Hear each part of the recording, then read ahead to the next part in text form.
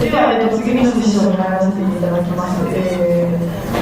次の辞書、まず、マルコ・バッティさんのレクチャーということで、今日はいろいろなものを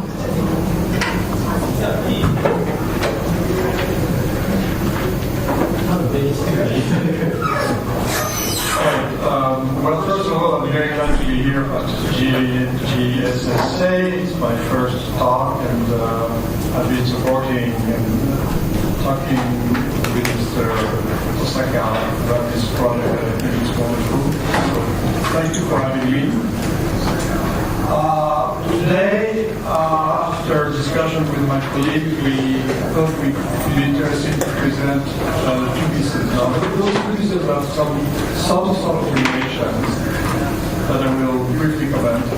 But it's also true that the first piece, which is Telemusic by Stockhausen, is actually not a piece about specialization. However, it was composed here in Tokyo in 1966 on a Sony tape recorder which had 6 tracks. And of course, as you know, at that time, multi-track recorders were rare. One of the tracks, in fact, the 6th track was used to do what's called tracking. That is, you would actually copy some of the other tracks onto that track to mix those sounds, which was then further copied again.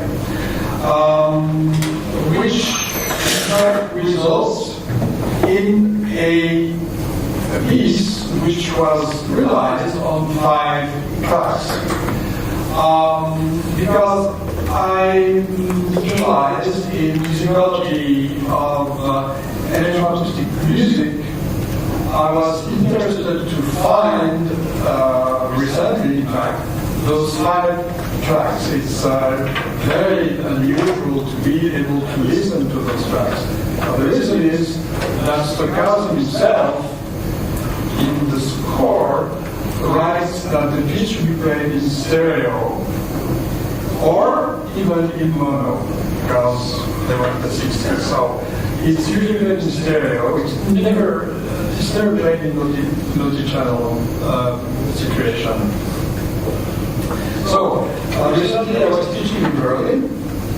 I've been teaching for 4 months in Berlin, and in the archives I found those 5 tracks. So I think it would be a wonderful opportunity to play them for you. But also, there's a score, as you know, there's a graphical score, and that score describes not only the behavior and the texture of the sounds, but also the way the sounds are made. So you could actually redo the piece if you wanted to. So what we're going to do after my introduction is to listen to the piece with those channels. There's one speaker missing.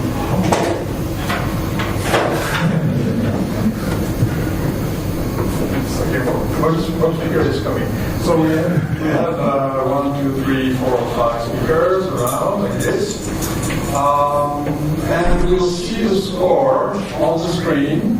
I hope it will be clear enough. So the score will be scrolling in synchronization with the tape. Now this is a little strange for several reasons. I think the main reason is that this piece from 1966 is actually a transition piece. As was mentioned before by the previous speaker, conducted 1958-1960, the piece by Stockhausen was actually a studio piece, a tape piece on 4 channels. And it used, I agree, non-conventional synthesis method, but also processing of natural sound, of instrumental sound. And there is 2 versions, tape piece or tape with instruments. That was the last of the pure tape piece until Stockhausen worked on his opera, for which he did more tape pieces, but that's more recent. In 1966, things were changing in the world, in society, and the music of Stockhausen reflected that very much. And the music can be taken as a tape piece, which it is, but also as a piece in which there is a great deal of live processing, okay, which is something he will do in the coming years afterwards, 1968 and so on. He mostly did live electronic music. In fact, he had started earlier with microphony 1 and 2. So telemusic is a tape piece in which there is a great deal of live performing. The live performing itself is based on the love of Stockhausen for world sound. I hate to say world music because today it has another meaning, but music from different parts of the world. So Stockhausen, when he was working at the NHK studio in Tokyo, chose several recordings. And in fact, because he was in Japan, he was very much influenced or actually interested by the Japanese culture, chose many Japanese sounds. One feature, a strong feature of the piece is that every section, there are 32 sections, start with a percussion sound. So there is a series of percussion sounds which are all Japanese sounds, and there are either wooden, stick wood, or metal and temple bells and things like this. And all the sounds which are percussion sounds mark the beginning of a section. So it starts sounding like this. Sorry for that.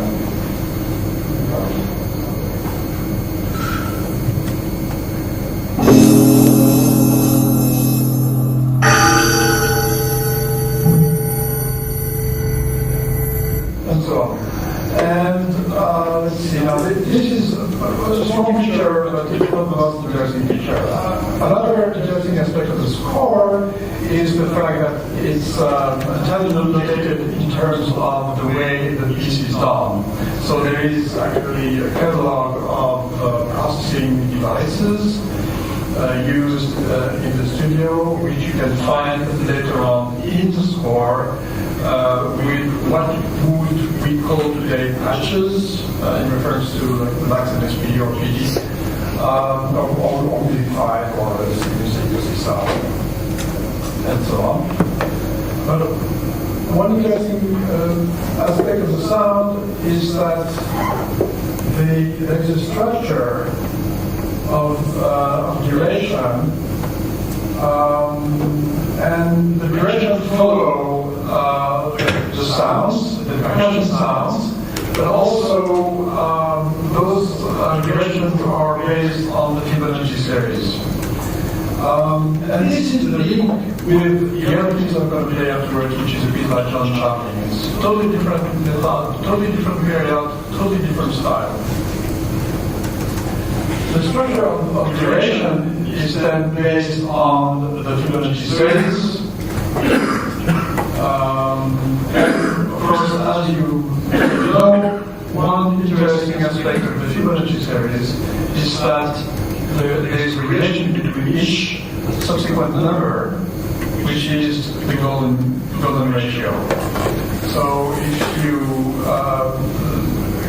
consider the ratio between 2 subsequent numbers, it is actually governed by the golden ratio.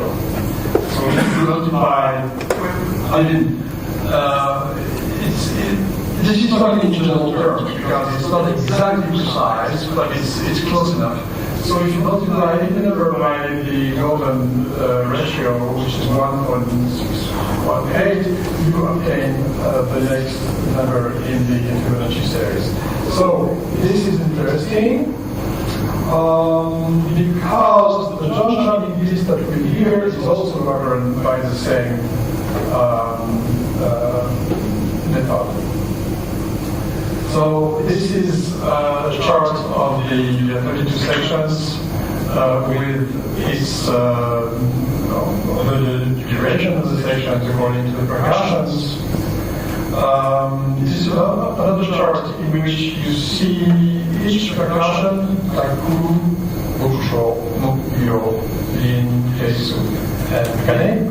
And the longer sound occurs only once. And when the sound becomes shorter, they are played more often.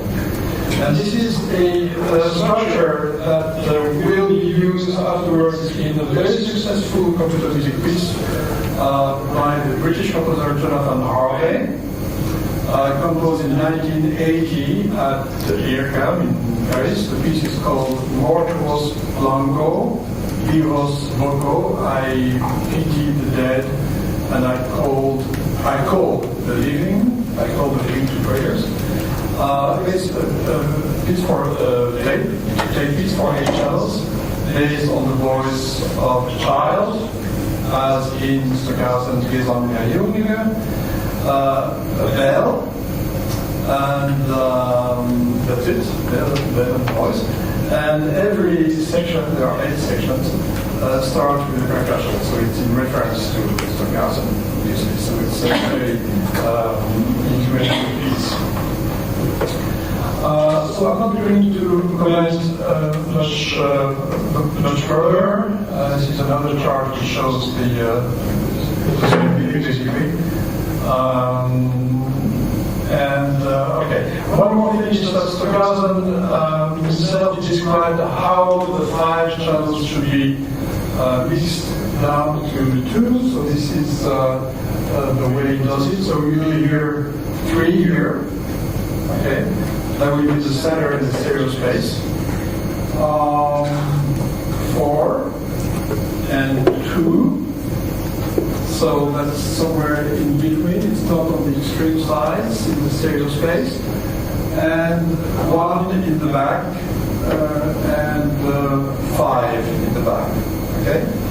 So it's actually for me it's an experiment. Sort of musicological experiment to be able to hear for the first time, basically, those tracks isolated. You see there that each track is quite different from the other tracks, and then you'll see the score at the same time. Okay, should we play it?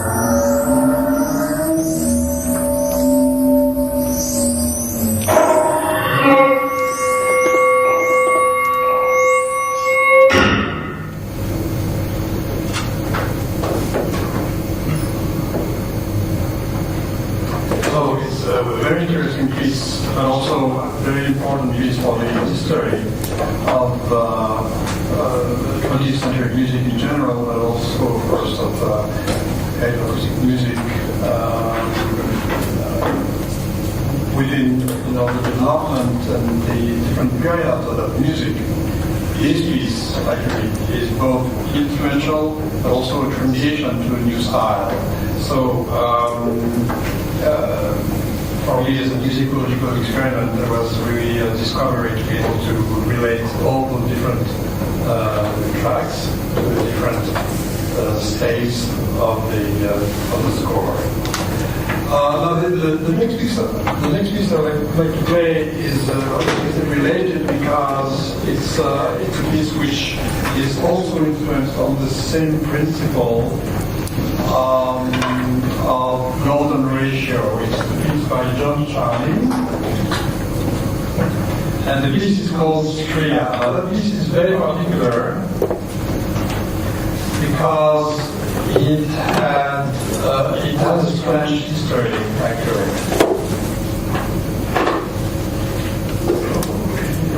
Stria. It was composed in 1927,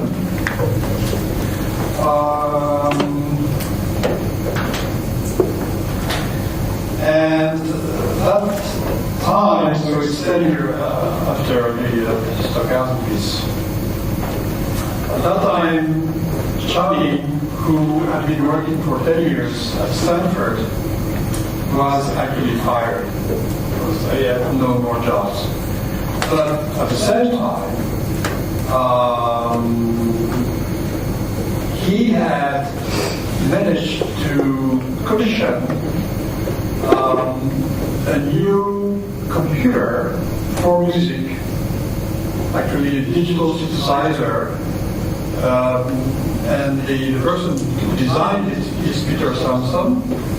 So the machine is called the Systems Concept Synthesizer, or for short, Samson Box, or Peter Samson, or Sandbox. That machine is a real-time processor, but it's not interactive. That is, you cannot change the way the computer plays or computes the sound while it is playing the sound. You just program the machine, and then the sound comes out in real time. Now, Stria was meant to be composed on that machine. However,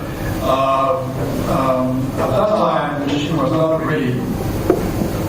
So he actually composed the piece on the using the Samson Box language, which was running on a PDP-10, or actually an emulation of PDP-10. So it is a complex situation. That is, the programming language was somewhat in a strange state. When this was done,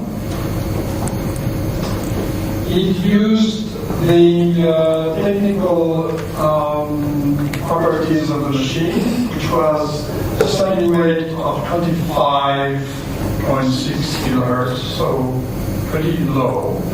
So low bandwidth, and the packing mode, the definition of the word, was 12 bits, which gives a rather average or even low dynamic range. So the steps between all the levels was high, which creates noise, as you know. So the sound quality was not perfect, and that piece in particular requires a great sound quality because it's based on pure sounds. So that was one problem. The piece was done in 4 channels using a specialization system, which, by the way, I'm going to describe. So the speaker here will be number 1. This one here is number 2. 1, 2, 3, and 4. No, 1, 2, sorry, 1, 2, 3, 4. 1, 2, 3, 4. All the odd numbers on this side, all the even numbers on that side. 1, 2, 3, 4.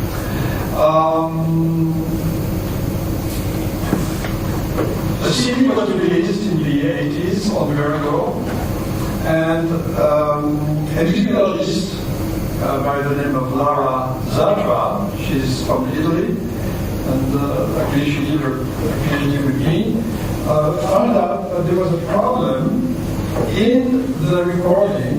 So I'm going to show you the articles. Let's see, Charlie Zatra, okay. She's a musicologist, and what she does is philology. So she studies the documents, and she specialized in computer music, where you have scores, computer music scores, and she tries to find the text, the scores for popular music pieces from the 70s, the 80s, the 90s, and try to study. She wants to study the music from the score and, of course, from the recording. And she found that there was a problem in the CD. The duration did not match the description by Channing. And there was another problem in the CD, like a bad editing point. So she and other Italian musicologists tried to gather the scores. That's what she does. She does philology, so she needs to gather the text. She tried to gather the scores, and the scores have been lost. They have been given to IRCAM, which lost them. That's a very common situation.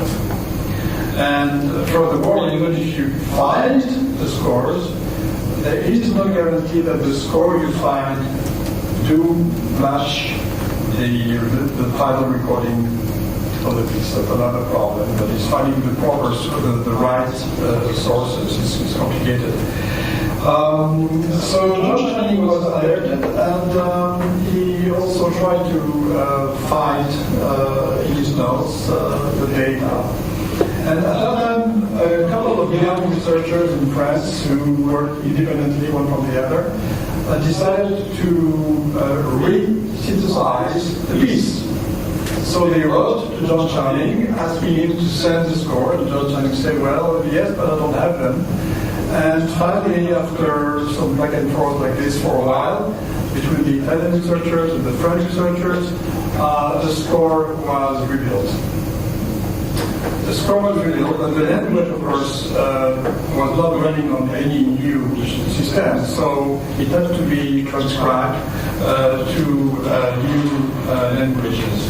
Now, the Popular Music Journal published a series of articles in 2007, one by Marc Battier, who really started research, and many who worked with her in Padua. One by Kevin Dawn, a French researcher, a young researcher, who actually did resynthesis, and one by Olivier Baudouin, who is also a French researcher. It's the piece by Dawn, which actually John Channing chose, and when he wants to play the piece today, that's the version he chose. So this is the version I'd like to play today. But before we do that, let me say a few words about the piece itself. So like I said, in 1976, 1977, almost 34 in fact, John Channing was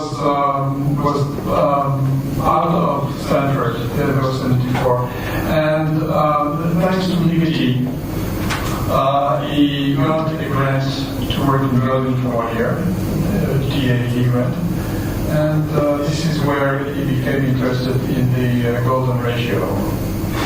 So at that time, as you know, he had already found the frequency modulation sound synthesis, and the piece is entirely based on frequency modulation, and one particular property that particular sound synthesis system is that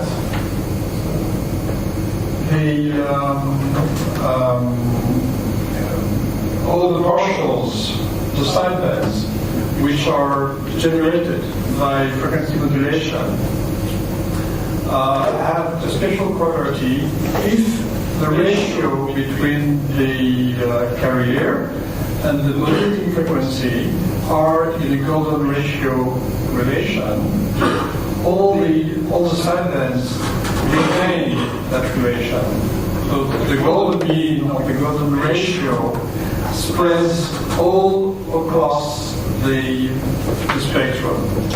Okay, that's a property discovered, and of course the whole piece is based on that. There's a little film in which John Channing explains this, and I think it's very nice. I'd like to play it for you. It's rather short. It's in English, so you will hear John Channing explaining that piece, or rather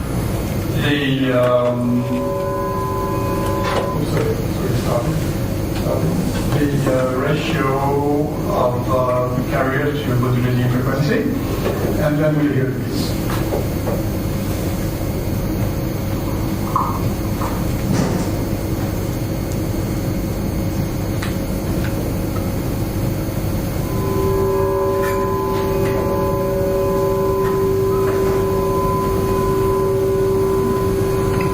A mysterious ratio known as antiquity and rooted in nature is used to create music quite unnatural that would not be possible without the precision of computer synthesis sound.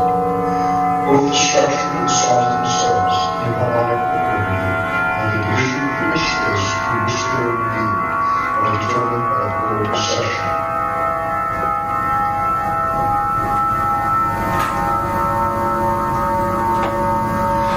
L'Institut de recherche et coordination artistique musique known as IRCAM, conceived and directed by Pierre Boulez, opened in 1975 as part of the Centre Georges Pompidou in Paris. I received from IRCAM a commission for the Institute's first major concert series, which is practiced in the 20th century, given in Paris in 1977-78 by Michel Novelio, director of IRCAM's Department of Electroacoustic Music.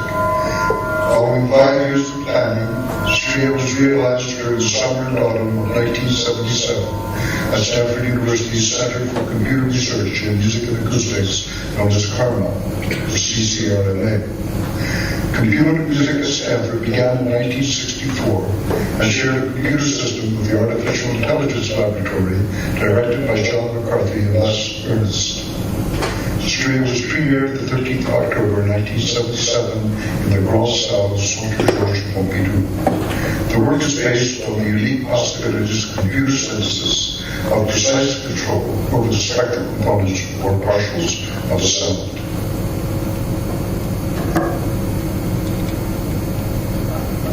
In most of the music we hear, the pitch space is divided into octaves, intervals based upon powers of 2, as shown here, where 27.5 Hz is the reference frequency. Each octave is further divided into scales. In most modern Western music, there are 12 equal divisions, forming the chromatic scale from which the major and minor scales and the modes are formed. The sounds of most musical instruments are composed of tones whose partials are in the harmonic series. Tones that sound together at certain intervals can have harmonics that fall at the same frequencies or close to the same frequencies. We hear 2 tones at the interval of an octave and a fifth.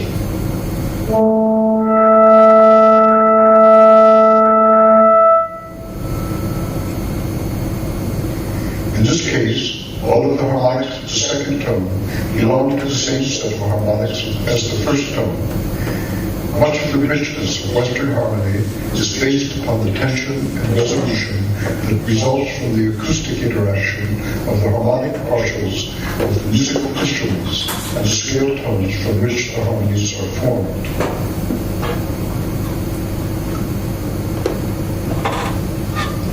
In Stria, the division of the frequency space is based on the golden session, a ratio of 5.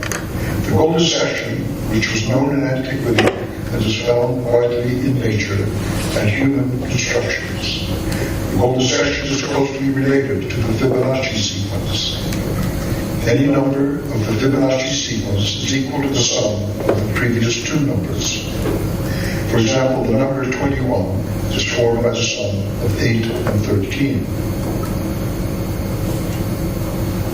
A ratio formed of any 2 adjacent Fibonacci numbers is an approximation of 5, as 89 and 55 equal 1.61818. An interesting and related attribute of the golden ratio is that 5 to the n plus 1 is equal to 5 to the n plus 5 to the n minus 1.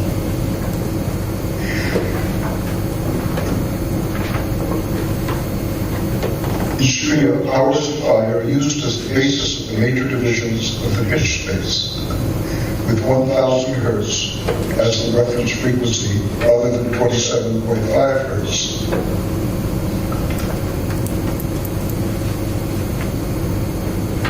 pseudo octaves are further divided into 9 equal divisions. Phi is also used to determine the relationships between the inharmonic spectral components. In FM synthesis, ratios of the carrier and modulating frequencies that are powers of phi yield frequency components, 4 of which are also powers of phi. Both pitch space division and the inharmonic partials are based upon phi.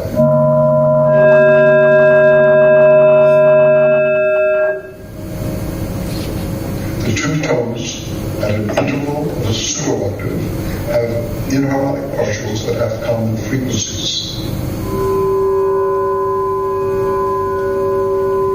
We now hear these sounds not in their raw form, but as they are worked out and composed as stream, projected at distances in a large reverberant space.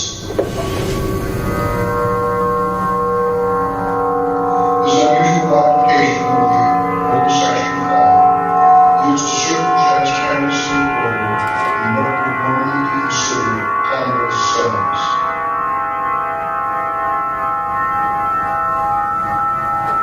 The composition of the work was dependent upon computer program procedures, especially written to realize the complementary relationship between pitch space and spectral space. Studio is composed of a number of overlapping sections. The section consists of overlapping events with phi shown here. Each event is then made up of a number of elements.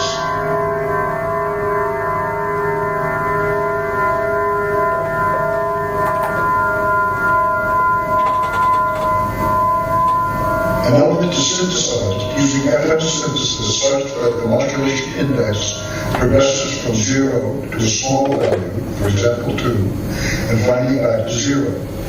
The effect is one of unfolding spectral complexity as shown. First the carrier, followed by the sidebands. The first order sideband components, the second order sideband components, the third, and the fourth, now heard in this example.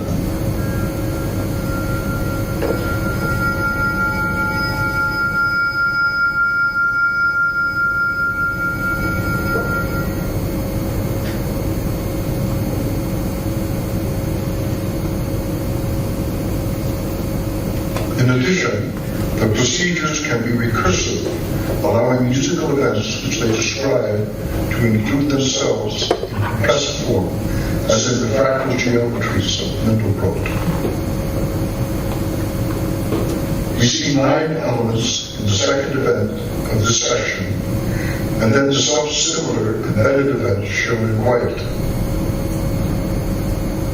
Such recursion is used to create enormous acoustic mass at the climax of the composition, as we hear in this section, which leads to the major division of strio.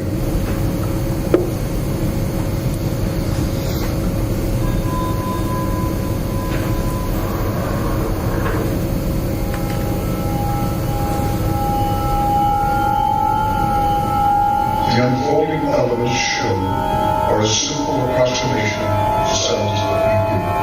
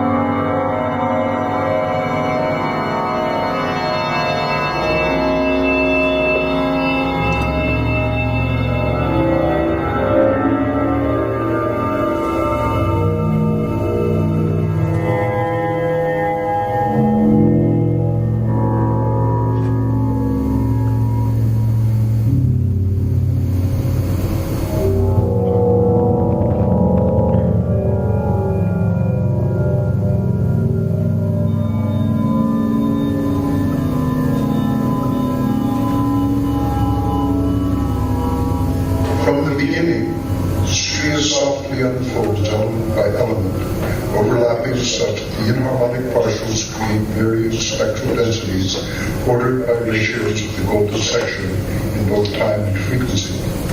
The end of the composition is the inverse of the beginning, becoming ever less complex until it ends with fading pure tone. Finally, to end this presentation, we hear the beginning of Striya as presented with a visual abstraction of its unfolding in a three-dimensional space, projecting pitch, dominance, and time.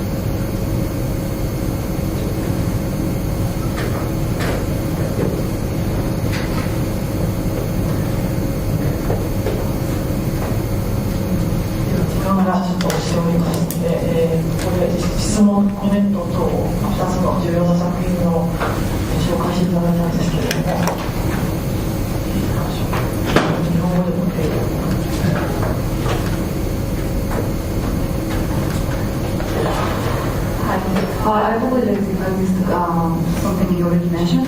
I didn't catch how you got the separate tracks for the first piece based on housing, because my understanding was it was released original stereo track, wasn't it? The original is, sorry? Original track released was on stereo. On stereo, yes. Right. So how did you get the separate tracks? Oh, yes.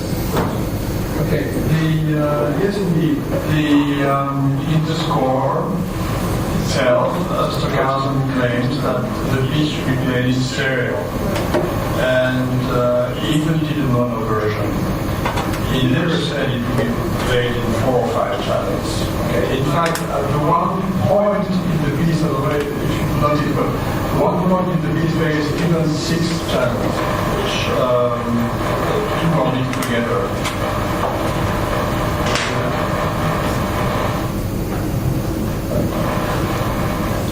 We have some interference.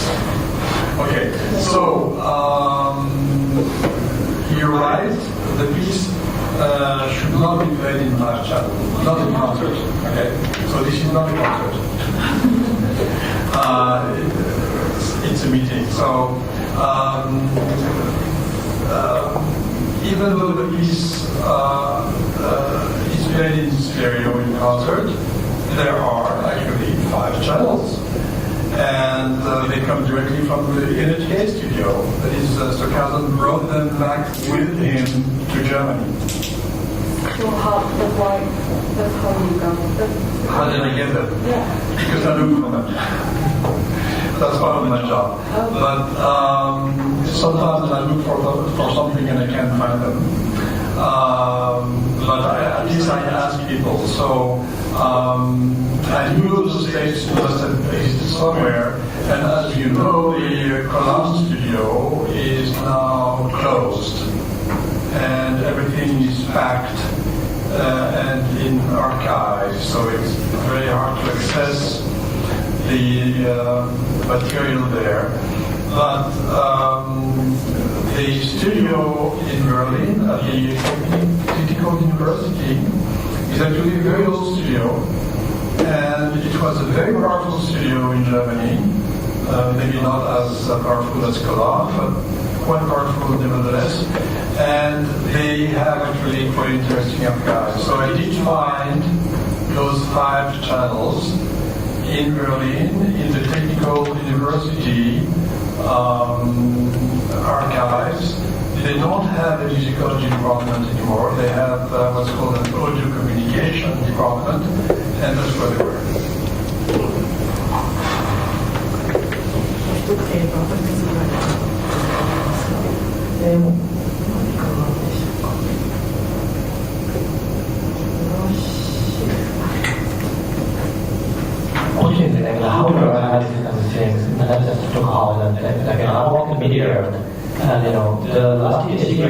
some presentation about how to archive all the programs that are computed and stuff like that. Some even just create simulate including CPU structure and architectures. I think the problem that here is it's really like how to archive what you can start to do. That's just the video form. So like it is a different problem because also even the equipment you have today, totally dealing with the sound, the quality from the device or something like that.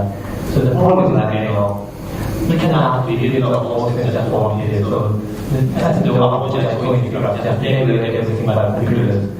You can all the approaches, but I think as a music, because like it is kind of old electronic supposed to be the sound quality of old devices also matters.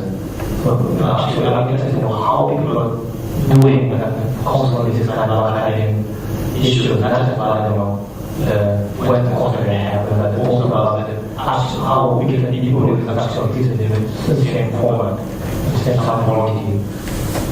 The case of Australia is very special because Australia was composed as a tape piece. The tape piece is supposed to be finished when the tape is realized, and then you play the tape. Okay. In some cases, and in fact it's the case for most pieces from the 50s, composers or CD producers are happy to sort of clean the tapes, restore the original condition, and one reason is that the tape medium deteriorates in time. The magnetization loses its power, and then dynamic range gets smaller and there's more noise. So the tapes themselves do not stay as they were at the beginning. So it's a question of preservation and restoration. And that's not a problem we are the only one to have. It's a problem for any electronic art works. So museums the world over are actually working on those questions. There are quite large meetings of art curators and people involved in museums to deal with this question. Now, the other types of pieces we have are the live electronic pieces. That's even worse because, as you said, the technology gets obsolete quite fast. Machines or systems disappear or replaced by new machines and new systems, and the speed of processing changes also, which is a problem. It's not only true for languages, it's also true for instruments such as synthesizers. For instance, Donald Bula, who designed the synthesizers in California in the 60s for the San Francisco State Physics Center, he used transistors that have a special sound, and those transistors you can't find anymore today. So what you can try to do is approximate that particular quality if possible, if you have enough documentation. So the question is in fact the documentation. And documentation can be worked upon by musicologists, as we've seen in Australia, because there was a musicologist who really wanted to find answers to her questions and find the documents. And it was difficult, but what she does, she looks for documents.